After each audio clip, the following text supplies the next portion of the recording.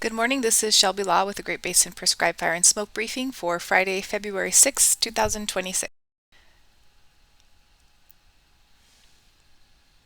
Great Basin fire activity is shown on this map with the planned or ongoing prescribed fires in purple across much of Utah, western Nevada, and up into western Idaho. And we did even have a few wildfires across Utah in the past week as well. Precipitation for the past 7 to 14 days is shown here. It's been a very dry couple of weeks with really hardly any precipitation to speak of, maybe just a little bit over the of western Wyoming and the far northern central Idaho mountains, otherwise very dry. Current snowpack, as no surprise, is very low across much of the area as well. Mostly Utah and Nevada is where we're seeing the lowest values, but even across Idaho, the mid and to low elevations are really missing a lot of their snow, where the snowpack is mostly just limited to the highest elevations. Western Wyoming is the big winner right now with those values closest to normal for the time of year. And then we also have some decent, although still quite a bit below normal, values along the Sierra Front.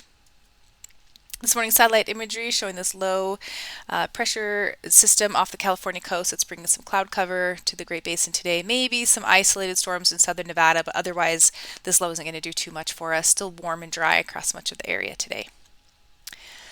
So again, today warm and dry with maybe some increased cloud cover and some isolated storms over southern Nevada. Ventilation rates are pretty poor for Idaho, northern Utah, and western Nevada, but southern Utah has some decent values for today. Transport winds today are pretty light across much of the area, generally light winds. Mixing heights is where we're seeing that improvement in the ventilation across eastern Nevada and southwest Utah today.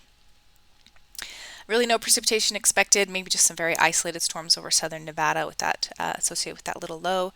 Maximum temperatures are still very warm for the time of year. Normal highs right now are in the low 40s, and we're sitting in the mid to upper 50s, even near 60 degrees in Reno. So 10 to 15 degrees above normal for the time of year.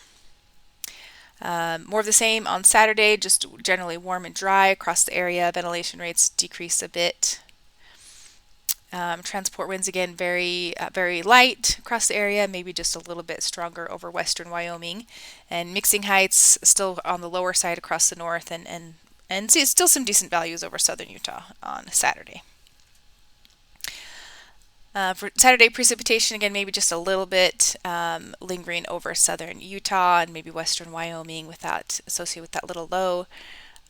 Minimum temperatures on Saturday just showing those values. Still, most areas are still going to be right around freezing, but we do have some areas that are not freezing overnight. Portions of Nevada and up into Idaho, kind of right around that freezing level. On Sunday, we'll start to see a change coming into portions of the Great Basin with the low moving to the Pacific Northwest. That's going to start to bring a little bit of moisture and precipitation into the north beginning on Sunday, but it's mostly coming in Sunday night, so the bulk of the day on Sunday should be dry and warm.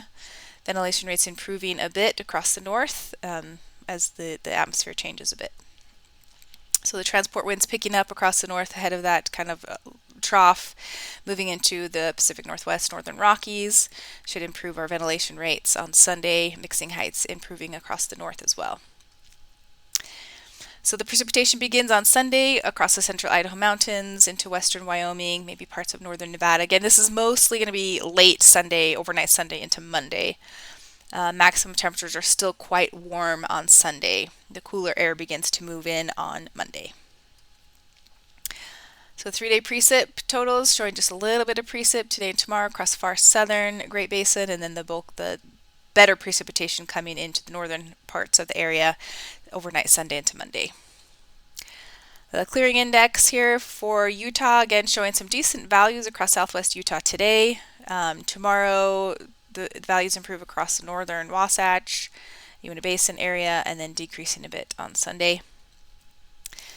On Monday, that kind of front with a little bit of moisture moves a little bit further south into the central Great Basin. Not seeing a ton of precipitation here, but definitely some showers expected and cooler temperatures as well.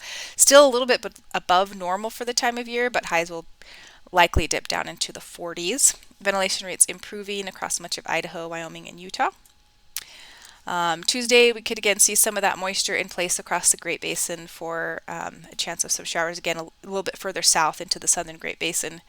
Ventilation rates improving across the south as well on Tuesday. And then by Wednesday, the moisture is going to be a little bit more limited to the south with some drying across the north. Ventilation rates decreasing across the north and west, staying a little bit higher in Utah. Thursday, and as we head into the weekend, it looks like maybe there's a chance of a stronger low pressure developing off the California coast that could bring some colder air as we head into the weekend.